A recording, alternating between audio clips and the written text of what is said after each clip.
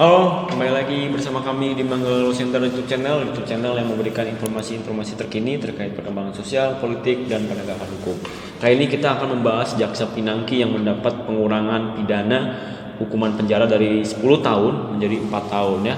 Pengurangan pidana ini dinilai kontroversial karena menilai alasan hakim ini dinilai tidak masuk akal gitu ya. Yang pertama salah satunya dia mengakui perbuatannya salah, yang kedua juga dia salah satunya ini mempunyai anak yang masih berusia 4 tahun gitu. Itu menjadi salah satu alasan dari pengurangan masa tahanan yang diberikan oleh Jaksa Pinangki. Sebelumnya dia dihukum 10 tahun oleh Pengadilan Tipikor Jakarta, kemudian dia naik banding dan menjadi 4 tahun penjara. Kita akan langsung membahas saja nih bersama dengan Bro Heri ya. Bro Heri, melihat fenomena ini Jaksa Pinangki, seorang jaksa begitu ya yang mendapatkan suap dari seorang tersangka Joko Chandra ini mendapat pengurangan masa tahanan dari 10 tahun menjadi 4 tahun. Ini bagaimana nih? Yang pertama, peristiwa ini itu mencoreng dunia penegakan hukum Indonesia. Betul. Mengingat dia adalah seorang jaksa. Jaksa itu adalah penegak hukum yang memiliki peran vital dalam penegakan hukum di Indonesia. Nah, kasus ini itu semestinya menjadi pelajaran bagi publik karena ini berimplikasi terhadap kepercayaan rakyat terhadap penegakan hukum di Indonesia. Karena ini konsekuensi logisnya adalah ini menjadi presiden buruk, apalagi putusan hakim itu mengurangi 4 tahun dengan legal reasoning yang mengedepankan subjektivitas. Nah, itu yang menjadi masalah yang sehingga menjadi riuh di publik. Karena apa? Karena keadilan itu tidak tercermin di dalam putusan itu. Loh, kenapa tidak tercermin? Karena Pinangki ini adalah seorang jaksa, berbeda dengan subjek hukum lainnya yang tidak memiliki predikat sebagai penegak hukum. Nah, kalau seorang jaksa saja bisa disuap dalam menegakkan hukum, artinya hukum itu tidak dijalankan sebagaimana kaidahnya. Lalu yang kedua, nah bagaimana dengan masyarakat kita yang notabene masyarakat marginal, memiliki masalah hukum, kemudian ada pinangki lainnya yang di institusi agung itu, jaksa yang agung itu. Nah, ini bagaimana? Nah, negara harus menjamin loh kepastian hukum dan persamaan kedudukan di dalam hukum dan pemerintahan. Itu kata konstitusi ya, bukan kata saya. Jadi konstitusi sebagai grand norm menyatakan bahwa setiap warga negara memiliki hak atas kepastian hukum dan pengakuan sama di dalam hukum dan pemerintahan. Nah, sehingga dengan putusan tersebut apakah sudah mencerminkan penegakan konstitusionalnya, penegakan hukumnya, dan nilai keadilannya? Dan itu tidak terpenuhi kalau kita mau bicara secara objektif. Tapi kan secara praktek nih ada nih hakim memberikan dengan putusan subjektivitas tersebut. Sebenarnya ini dibenarkan apa enggak sih? Ataukah boleh nggak sih dalam hukum dibenarkan seperti itu? Untuk menguji putusan hakim itu sesuai dengan kaidah hukum atau tidak, dasarnya, maka ada kriteria-kriteria tertentu yang harus dipenuhi di dalam putusan itu. Kita bisa lihat dari legal reasoningnya, pertimbangan hakim dalam memutus. Pertama, hakikatnya hukum itu memberikan kepastian, kemanfaatan, dan keadilan. Nah, itu parameter pokok di dalam menentukan apakah suatu putusan pengadilan itu sesuai dengan kaidah hukum atau tidak. Mari kita lihat secara objektif. Yang pertama, Pinangki sudah mengakui perbuatannya bahwa dia telah menerima suap. Diputus pengadilan Judi Fakte tingkat pertama 10 tahun penjara dengan nilai yang sangat fantastis ya. Kalau bagi saya itu kurang. 10 tahun penjara itu. Kemudian dia mengajukan banding ke tingkat Judi Fakte 2. Kemudian dipotong 4 tahun. 4 tahun. Begini. Menjadi sekarang 4 tahun. kita lihat dari aspek yang sangat mendasar terlebih dahulu. Jaksa itu tugasnya menegakkan hukum. Dia menerima suap dan mengorbankan apa yang dia harusnya tegakkan. Dia mengorbankan hukum itu sendiri demi kepentingan pribadinya. Sehingga ini menimbulkan kepastian hukum bagi setiap warga negara untuk mendapatkan perlakuan yang sama terlanggar. Satu. Terus yang kedua, nilai kemanfaatan hukum. Benefit of law. Hukum harus memberikan manfaat bagi masyarakat, bagi warga negara, agar kehidupan bernegara itu sesuai dengan tujuannya, keharmonisan, kedisiplinan, ketertiban, dan kesejahteraan tentunya orientasinya, ya kan, seperti itu. Nah, apakah ini memberikan nilai manfaat? Ini tidak memberikan nilai manfaat. Kenapa tidak memberikan nilai manfaat? Karena putusan tersebut menjadi presiden buruk bagi koruptor-koruptor yang lainnya yang belum tertangkap atau yang akan melakukan tindakan korupsi. Dia akan berpikir, apa yang dia pikirkan? Satu, walah, orang menerima suap nyogok penegak hukum aja minimal kok. Jadi mungkin ini sebenarnya nanti Gitu bisa loh. jadi kebiasaan pejabat untuk korupsi sebesar-besarnya agar Iya. bisa menyuap penegakan Siapa yang bisa hukum menekan gitu ya. mereka tidak melakukan korupsi kalau tidak ada deterrent effect atau efek jerah? Nilai manfaatnya ke depan seperti apa? Terpenuhi tidak secara objektif? Yang ketiga adalah nilai keadilan, the soul of law enforcement. Jiwa daripada penegakan hukum itu adalah justice. Keadilan. Memberikan nilai keadilan enggak? Satu, warga negara biasa, dia masyarakat marginal. Satu, dia punya uang kaya raya konglomerat, dia nyuap pejabat penegak hukum, lolos dia. Terus masyarakat yang marginal ini bagaimana?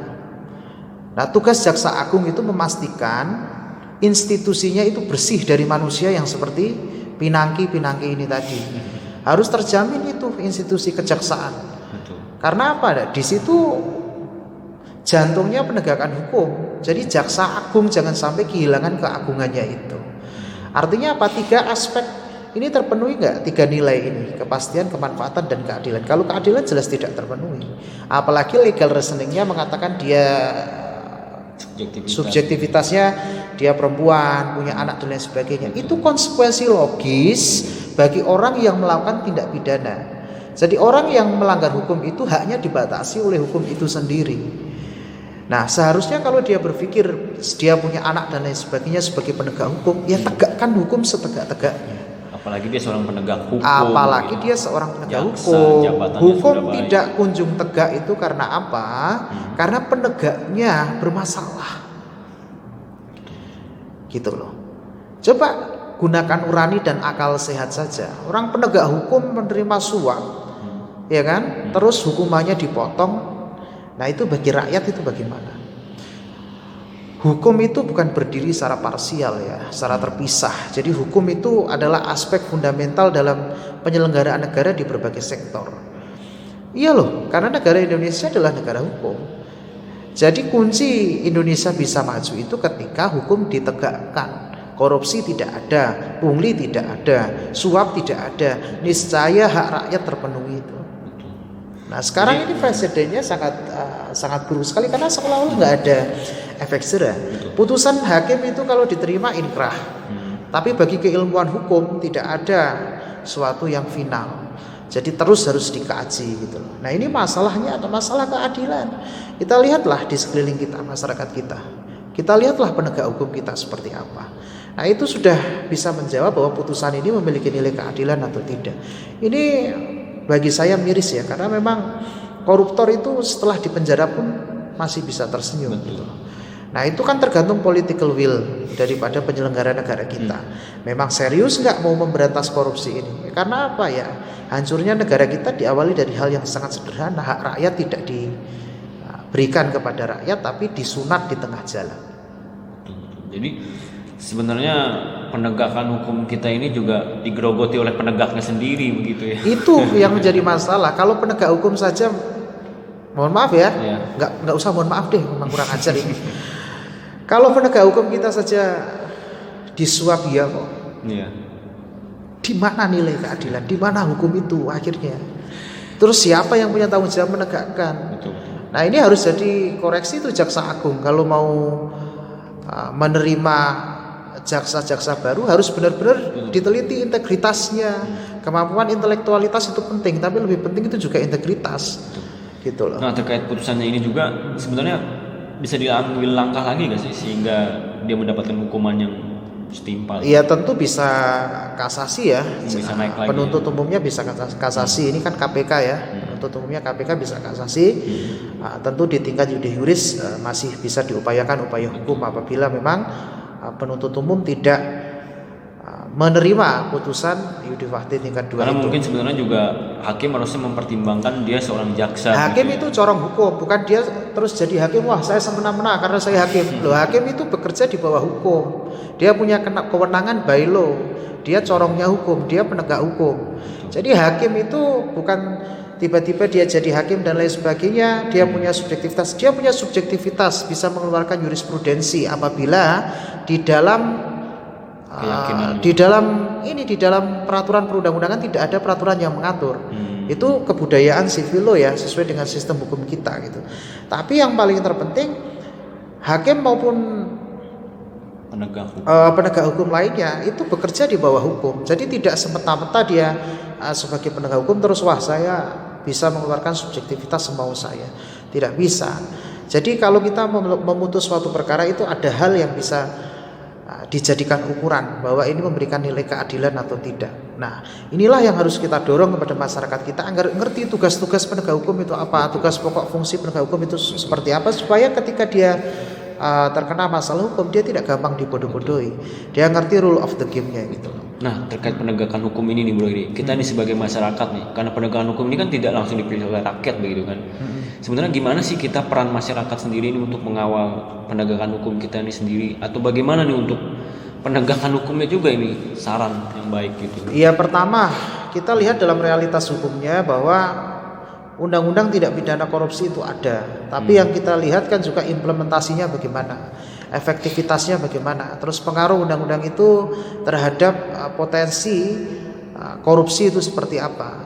Nah, kita masih lihat masih banyak kong kali kong, konspirasi, korupsi itu masih ada kan. Artinya itu belum efektif. Itu ukuran-ukuran yang sangat objektif lah kalau kita mau berbicara bahwa undang-undang tipikor saja tidak bisa menekan itu. Kenapa tidak bisa menekan? Karena undang-undang ini dijalankan oleh penegak hukumnya. Nah, untuk memperberat suatu hukuman atau tidak itu kan ketika fakta-fakta di persidangan sudah terpenuhi. Unsur-unsur deliknya terpenuhi dan dia mengakui kok. Dia mengakui, jadi apa alasannya dia dihukum ringan gitu, apalagi dia penegak hukum. Hukum itu tidak kunjung tegak karena apa? Yaitu undang-undang tidak dijalankan sebagaimana mestinya. Gitu loh, seolah-olah orang kalau sudah berseragam negara nih, gue. Gitu kan. Nah, tapi masalahnya sekarang kita lihat rakyat kita, lihat penegakan hukum dan lihat hukum itu sendiri. Betul. Gitu. Jadi tujuan hukum itu apa, hakikatnya hukum itu apa, dan penegak hukum itu siapa, dan kewenangannya itu dari mana. Nah, memang benar yang memiliki kewenangan untuk membuat undang-undang itu legislatif, dan legislatif itu adalah di dalamnya ada fraksi-fraksi, yaitu ada partai politik yang bisa membuat undang-undang ya, berdasarkan kewenangannya yaitu fungsi legislatif. Nah, untuk rakyat, bagaimana untuk rakyat? Ya tempatkan orang-orang yang sekiranya memiliki integritas di kursi parlemen. Jadi ketika pemilihan umum, rakyat yang jadi hakim. Rakyat yang jadi hakim yang memutuskan siapa yang layak duduk di kursi eksekutif ataupun legislatif. Nah, itu rakyat. Jadi bagaimana caranya supaya rakyat tahu, supaya tepat penyelenggara negara diisi orang-orang yang baik? Ya rakyat sendiri yang menentukan. Tingkatkan standar kecerdasan rakyat agar dia tidak gampang dibodoh-bodohi, itu saja. Nah, kalau terkait dengan kejaksaan itu kan institusi eksekutif ya, dia penegak hukum di bawah Presiden Republik Indonesia. Artinya ya jaksa ini karena tidak dipilih rakyat, dia seleksi, ya sistem seleksinya harus benar-benar diperketat. Diperketatnya seperti apa? Kalau orang merekrut jaksa itu bukan hanya kecerdasan intelektualitas terkait dengan pemahaman hukumnya, tetapi integritasnya itu juga penting, emotional quotesnya, spiritual case-nya, moral harus dong, track record itu harus. Betul. Karena menegakkan hukum tanpa moral itu bagaikan tubuh tanpa nyawa. Betul. Kalau tubuh sudah tidak ada nyawa, ya sudah itu tinggal dikubur, gitu loh. Dan penegakan hukum kita ini seperti yang kita lihat ini miris sekali. Ini dia seorang jaksa. Dulu juga ada seorang hakim ya, hakim konstitusi, ketua Mahkamah Konstitusi lagi, Akil Mohtar. Itu juga menyoreng kehidupan penegakan hukum kita. Artinya sebagai masyarakat yang juga belajar hukum, kita juga punya kewajiban untuk mendorong masyarakat memiliki kesadaran hukum yang tinggi, sehingga dia nggak gampang dibodoh-bodohi gitu loh. Tapi titik fokusnya adalah putusan pengadilan tinggi terkait dengan pemotongan itu tidak tepat dan itu menjidrai nilai kemanfaatan hukum dan nilai keadilan. Iya, jadi catatan pentingnya bahwa putusan tersebut bertentangan dengan nilai kepastian hukum, kemanfaatan dan keadilan. Sehingga ini menciderai ya kepercayaan masyarakat, kepercayaan rakyat. Siapa lagi masyarakat ya? Kapan lagi masyarakat bisa berharap? Betul. Kalau tidak pada institusi peradilan. Sehingga ini menjadi catatan kritis bagi yang mulia para hakim untuk mempertimbangkan aspek-aspek hukum secara mendetil dan luas, terutama memperhatikan nilai-nilai keadilan yang ada di dalam masyarakat. Ya, jadi begitu ya. Jadi putusan ini kurang tepat sepertinya dilakukan oleh seorang jaksa ya. Seorang hakim memberikan putusannya tersebut seharusnya bisa lebih tinggi lagi, mengingat dia memegang jabatan yang penting yang harus membela hak-hak rakyat gitu ya, memberantas korupsi, tapi juga ikut andil dalam korupsi juga seperti itu. Dan semoga KPK juga bisa naik kasasi lagi untuk mendapatkan putusan yang seberat-beratnya agar korupsi di negeri kita ini bisa hilang dan rakyat bisa merasakan kekayaan negeri kita, kesejahteraan, kedamaian dan penegakan hukum yang adil. Gitu ya. Berantas korupsi. Oke. Saya kira cukup sekian dari kami yang bisa kami sampaikan. Semoga pejabat sadar, rakyat pintar. Amin. Kita memberikan informasi yang baik. Ya. Jangan lupa like, comment, share, and subscribe. Jumpa lagi bersama kami di lain waktu. Sadar hukum lebih baik. Sampai jumpa.